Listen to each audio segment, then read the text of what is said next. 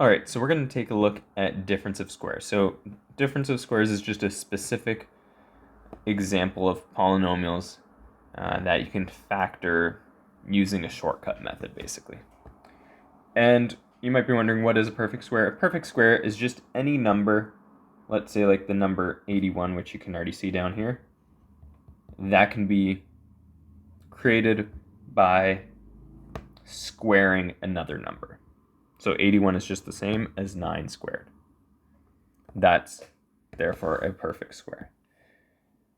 And something like x squared, well, if you don't have a number, if you just have x squared, I mean, in a sense, that is a perfect square because it's just literally the variable x itself squared. Okay, so what do we do?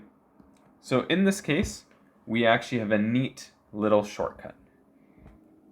But before we get to that shortcut, let's just pretend this was a simple trinomial. If this were a simple trinomial, we'd first of all want to find a pair of numbers that multiplies to the last term, in this case, negative 81. But what would we have them add to? We don't have a middle term.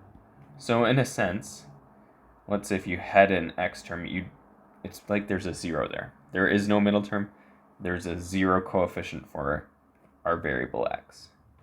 So you could say they add to 0. So if you're treating this like a simple trinomial, what two numbers multiply to negative 81 add to 0?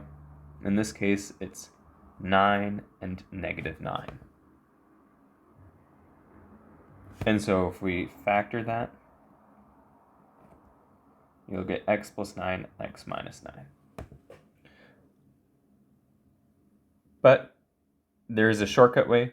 What you may have noticed is that the number 81, 9, and negative 9,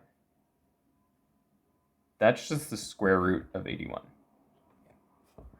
So all you really need to do with a difference of squares is find the square root of those perfect square numbers, and then you're just adding and subtracting it in the brackets. So let's take a look at this next one. So this next one, we have 4x squared. Take the square root of 4x squared, and you're going to see that gives you 2x. You also have 25y squared. So again, the key to these, the shortcut way, is just find the square roots first of each part. So 25y squared, square root of that is just 5y.